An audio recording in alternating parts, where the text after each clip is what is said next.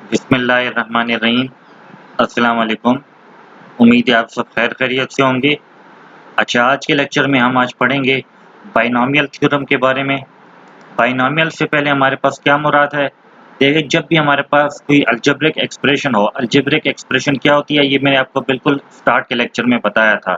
तो अगर हमारे पास इस फॉर्म की अलजेब्रिक एक्सप्रेशन हो, दो टर्म्स जिसमें हो ए और बी, किसी एक्सप्रेशन में अगर हमारे पास दो टर्म्स हों, कोई भी दो टर्म्स ए और बी हों, तो ऐसी एक्सप्रेशन को हम फिर क्या बोलते होते हैं?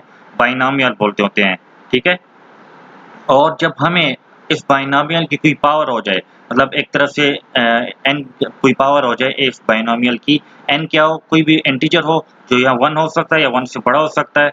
तो अब हम इसको एक्सपेंड करेंगे, कैसे करेंगे, मतलब इसको हम कैसे इस पर पावर अप्लाई करेंगे? जिस तरह हम ए प्लस बी स्क्वायर को खोल देते हैं एक तरह से, या ए प्लस बी क्यू होल क्यूब को हम खोल लेते हैं, ए प्लस बी पावर 4 को हम खोल लेते हैं, एक्सपेंड कर लेते हैं।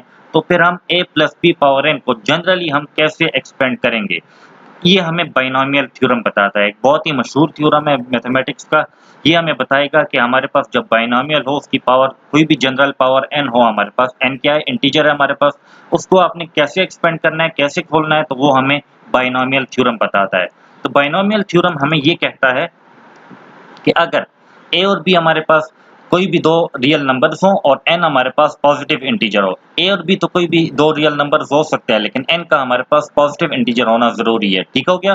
तो a plus B power n, मतलब इस बाइनोमियल की पावर को हम एक्सपेंड इस तरह से कर सकते हैं कि ये बराबर होगा हमारे पास n0, मतलब एक तरह से n0 कॉम्बिनेशन हमारे पास, इसके n0 की कॉम्बिनेशन हो हमारे पास, और साथ इसके प्रोडक्ट में हो a पावर n और b power 0, plus n1 combination और a पावर n माइनस 1 और b पावर n, फिर n2 कॉम्बिनेशन और a power n minus 2 b power 2, plus up to so on. इस तरह आप कंटिन्यू करते जाओ तो n a power 0 b power n, दरमियान में हमारे पास आएगा n power r sorry n r combination और a power n minus r और b पावर r।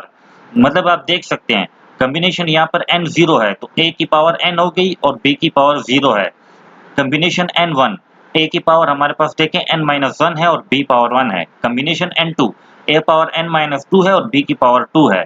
इसी तरह कॉम्बिनेशन nr और a की पावर n-r और b पावर r, फिर कॉम्बिनेशन nn और a power 0 b power n। मतलब आप देखते जा रहे हैं कि जिस तरह यहाँ पर a की पावर एक एक करके आगे कम होती जा रही है और b की पावर एक एक करके बढ़ती जा रही है। इस बाइनोमियल थ्योरम के फॉर्मूला में a की पावर एक एक करके कम होती जा रही है और b की पावर एक एक करके बढ़ती जा रही है।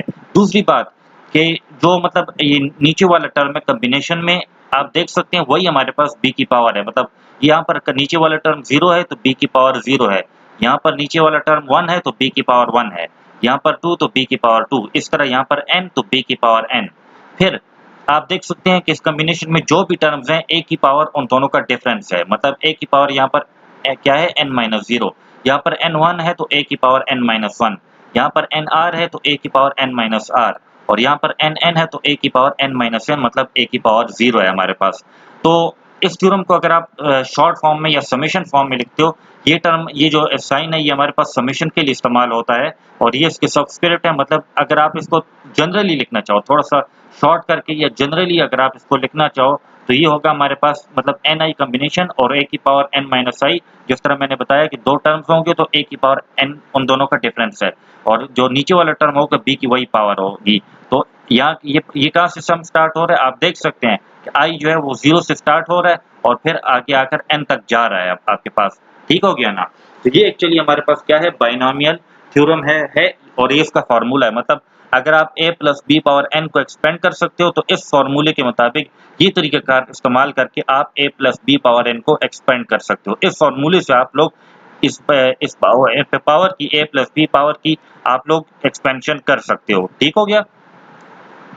तो इसके प्रूफ पर फिर हम आते हैं। प्रूफ इसका हमारे पास ये है